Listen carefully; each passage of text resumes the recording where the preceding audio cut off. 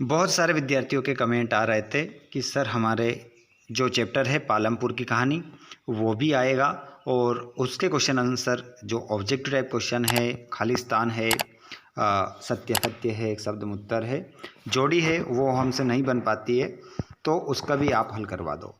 तो यहाँ पर हम हल कर लेते हैं। आ जाइए सभी, समय आपके लिए और आपका जो किस प्रकार आपका आंसर रहेंगे उसकी हम बात करने वाले। जितने भी दोस्त हमारे कक्षा 9वीं के 3 नवंबर को अपना पेपर देने वाले हैं अर्धवार्षिक परीक्षा का, और अर्धवार्षिक परीक्षा में आपको लेकर आना है बहुत ही अच्छे मार्क्स, तो आपको इस वीडियो को लास्ट तक देखना है। चलिए बिना देर के स्टार्ट करते हैं। उससे पहले सभी चैनल को सब्सक्राइब कर लीजिएगा, घंटी बटन को ऑल पर ज़रूर करना है सभी को। चलिए पहला क्वेश्चन आपकी स्क्रीन पर। भारत में हरित क्रांति का आरंभ हुआ कब हुआ? 4 ऑप्शन आपको देखने को मिल रहा है। 1940 के दशक में, 1950 के दशक में, 1960 के दशक में या 1970 के दशक में। तो इसमें आपका आंसर हो जाएगा 1960 के दशक में। इनमें से कौन सा एक कृषि कार्य है?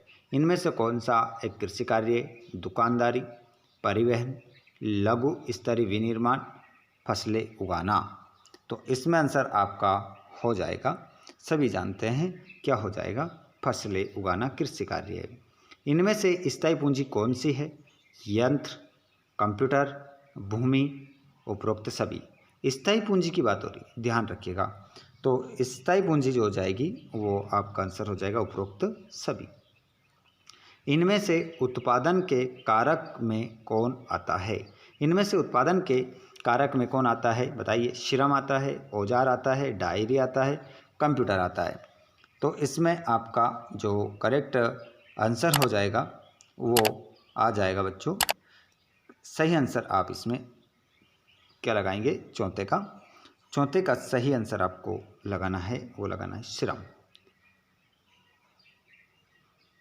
अगला क्वेश्चन है उत्पादन क्रिया की प्रथम आवश्यकता। तो उत्पादन क्रिया की प्रथम आवश्यकता क्या है ये आपको बताना है। तो यहाँ पर भूमि है, भौतिक पूंजी है, मानव पूंजी है, श्रम है। पांचवा, तो पांचवें प्रश्न में उत्पादन की क्रिया की प्रथम आवश्यकता, तो इसमें आप अपना आंसर लगाएंगे, वो हो जाएगा भूमि। करीम ने गांव में कौन सा केंद्र खोला? कंप्यूटर, सिलाई, ब्यूटी पार्लर, गुड़ की दुकान। तो बताइए इसका आंसर। इसका आंसर हो जाएगा कंप्यूटर। आगे चलते हैं। पालमपुर में HIV बीजों से उपज कहाँ तक पहुँच गई?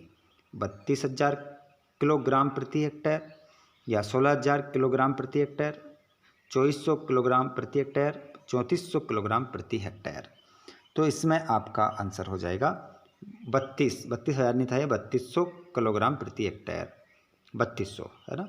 पालमपुर में विभिन्न जातियों के लगभग कितने परिवार रहते हैं? 450 परिवार, 350 परिवार, 240 परिवार, 80 परिवार।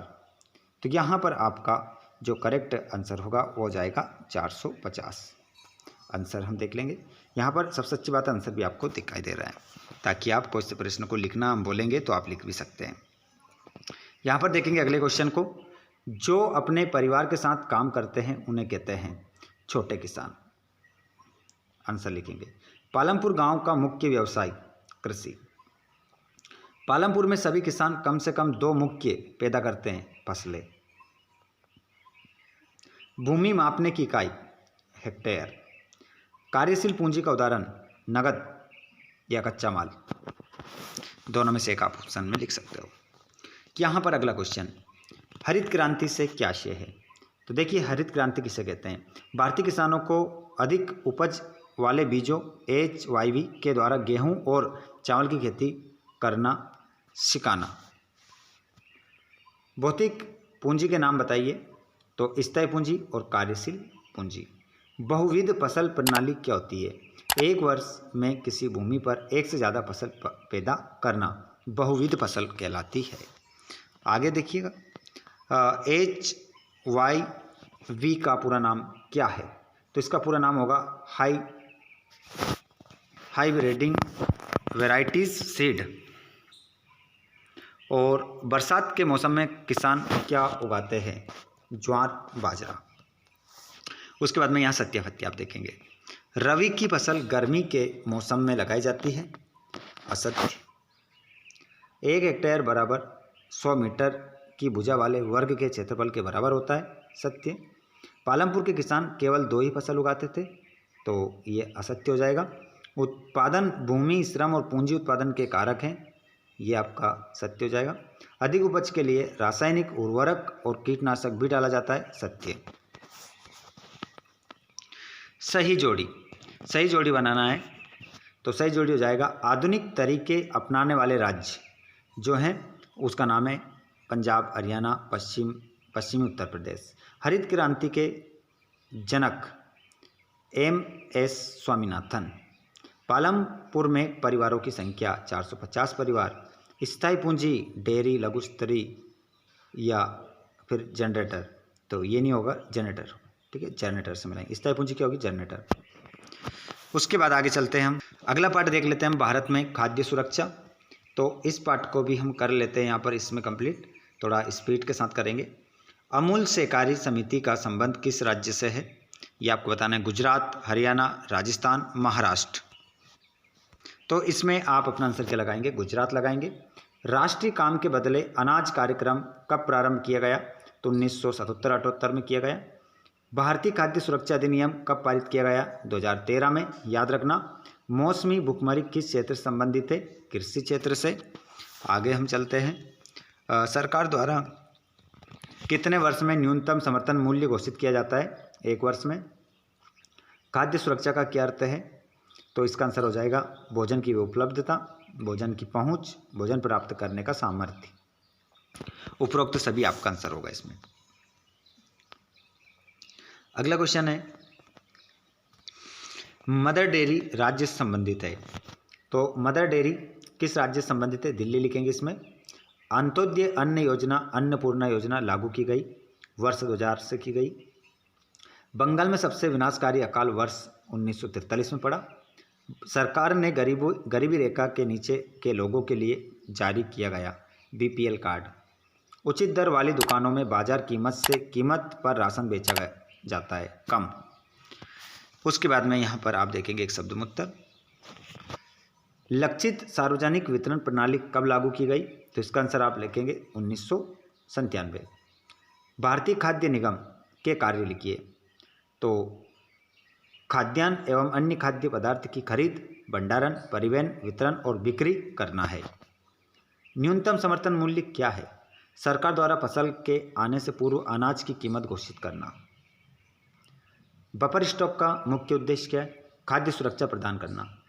अंत्योदय कार्ड का लाभ किन लोगों को मिलता है? गरीबों में भी गरीब लोगों के लिए अंत्योदय कार्ड है। यहाँ पर हम देखेंगे सत्यापत्ति। गरीबी रेखा के ऊपर वाले लोगों के लिए BPL कार्ड है। असत्य। नीचे वालों के लिए। काम के बदले अनाज योजना 1977-78 में आरंभ की गई। सत्य।